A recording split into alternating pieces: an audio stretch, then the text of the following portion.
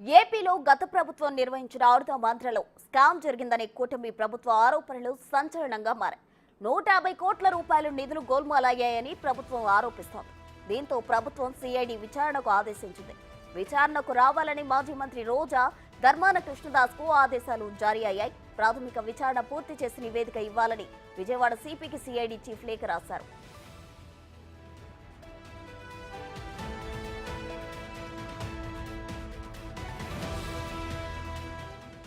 4 రోజుల క్రితం షాప్ శాఖపై మంత్రి రాంప్రసాద్ రెడ్డి సమీక్ష నిర్వహించారు.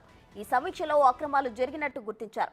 నాసిరకం కిట్లు కొనుగోలు చేసినట్లు ఆరోపణలు వస్తున్నాయి. పోటీలు జరుగుతున్నప్పుడే క్రికెట్ బ్యాట్లు విరిగిపోవడంతో వాటి క్వాలిటీపై అనుమానాలు వ్యక్తమయ్యాయి. జెర్సీలు, క్రీడాకారులకు భోజనాలకు సంబంధించి నిధులు కూడా స్వాహా అయినట్లు గుర్తించారు. ఈ వ్యవహారంపై విచారణ చేయించి బాధ్యులపై చర్యలు తీసుకుంటామని మంత్రి రాంప్రసాద్ రెడ్డి చెప్పారు.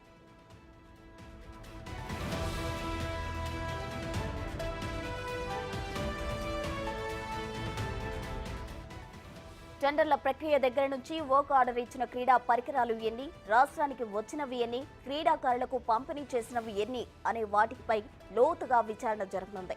ఈ విచారణలో మరిన్ని అంశాలు బయటకు వస్తాయని టీడీపీ నేతలు చెబుతున్నారు.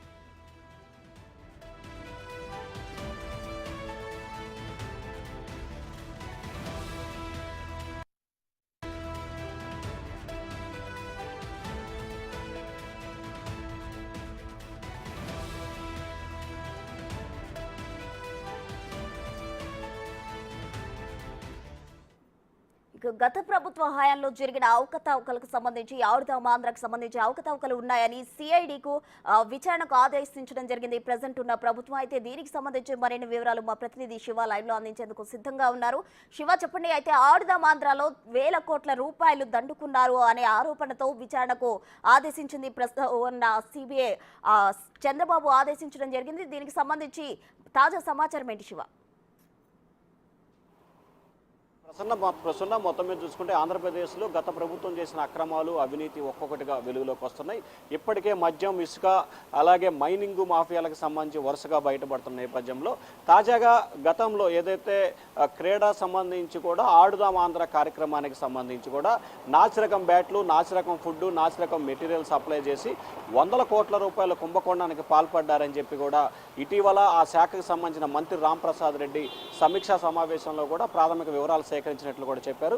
ఈ నేపథ్యంలో అప్పటి నుంచి కూడా దీనిపై సమగ్రమైన విచారణకు ఆదేశించాలని చెప్పి ప్రభుత్వం భావించింది. ప్రసాద్ అనే వ్యక్తి దీనికి సంబంధించి కూడా నిన్న సాయంకాలం సిఐడి అధికారులకి ఫిర్యాదు చేసినట్టు తెలుస్తూ ఉంది. ఆయన ఇచ్చిన ఫిర్యాదు మేరకు కూడా సిఐడి అధికారులు దీనిపై ప్రాథమిక విచారణ పూర్తి చేసి తమకి నివేదిక ఇవ్వాలని చెప్పి కూడా విజయవాడ పోలీస్ కమిషనర్ రాజశేఖర్ బాబుకి సిఐడి అధికారులు అయితే లేఖ రాయడం, ఒక మెమో పంపించారు.